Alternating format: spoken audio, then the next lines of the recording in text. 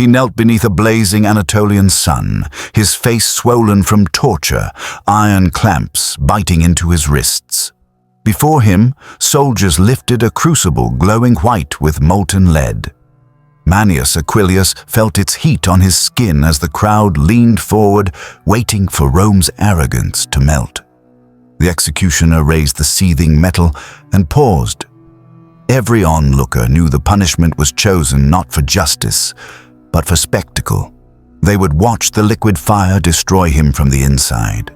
And as the crucible tilted, Aquilius understood that no mercy would come. Manius Aquilius had once marched beneath the Roman eagle, a decorated consul and commander entrusted with the East. His reputation carried weight from Italy to Asia Minor. Yet his downfall came swiftly, tied to ambition, misrule, and the rising power of Mithridates VI.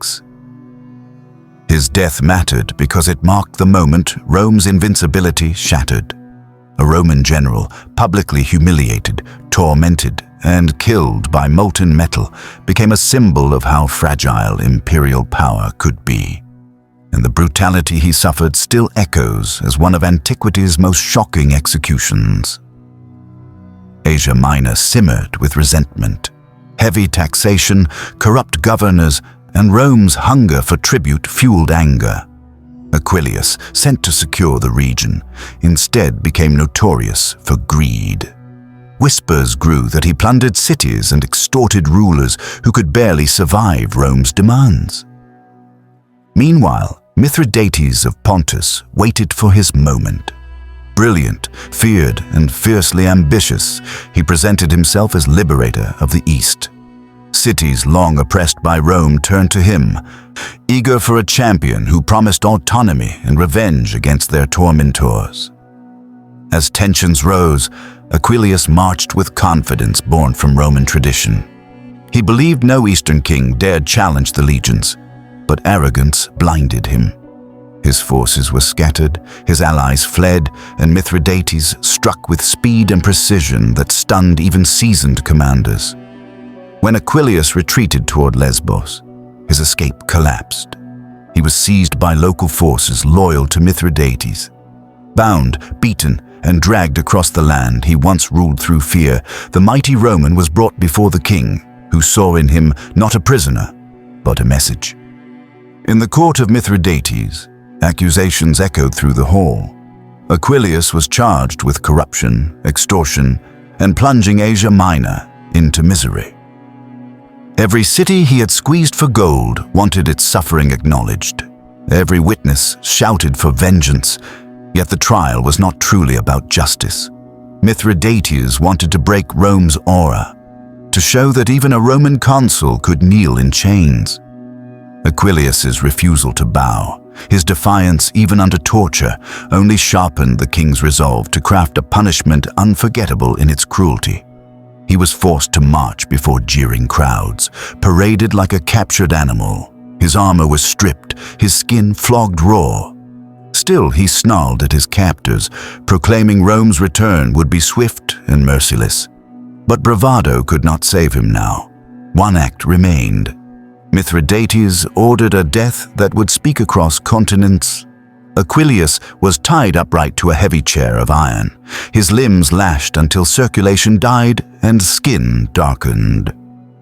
Executioners forced his jaw open with wooden wedges, cracking teeth as he struggled for breath. A furnace roared nearby. The crucible inside glowed red as metal melted into a swirling, blistering pool. Sparks shot into the air like embers from a wildfire.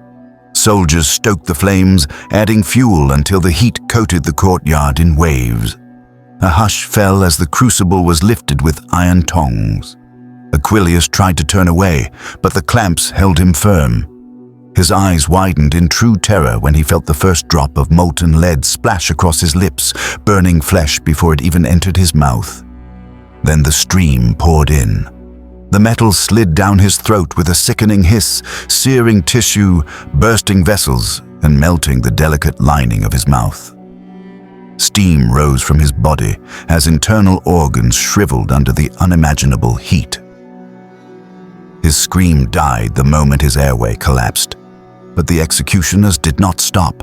They forced more metal down until his chest bulged and cracked. The lead pierced stomach and lung, charring everything in its path. Onlookers recoiled, yet could not look away. They watched a man die from the inside out, destroyed by liquid fire. When the final drops vanished into his ruined body, Aquilius slumped, smoke curling from his nostrils. The lead cooled inside him, hardening into a grotesque sculpture of death. The message was clear. Rome's crimes would be paid for in the most agonizing manner imaginable. News spread across Asia Minor like wildfire. Cities long oppressed rejoiced in quiet corners. They whispered that justice had finally come, that Rome's iron grip was loosening. Yet others trembled, knowing this act would enrage the empire and summon a war without mercy. In Rome, senators reacted with disbelief and fury. A Roman general melted alive was an affront none could ignore. The Senate vowed retribution. Legions would march until Mithridates was crushed. Aquilius, in death, became the spark that ignited years of bloodshed between two rising powers. For Mithridates, the execution achieved its goal. His allies saw him as fearless. His enemies saw him as monstrous. Either way, his message had been carved in molten metal. Rome was not invincible. And if a consul could die screaming, so could anyone who followed. What makes Aquilius's death linger through history is not only its brutality, but what it revealed. Empires wield violence to command fear, yet fear can fracture their foundations. The molten lid did not simply kill a man. It exposed Rome's growing fragility in the East.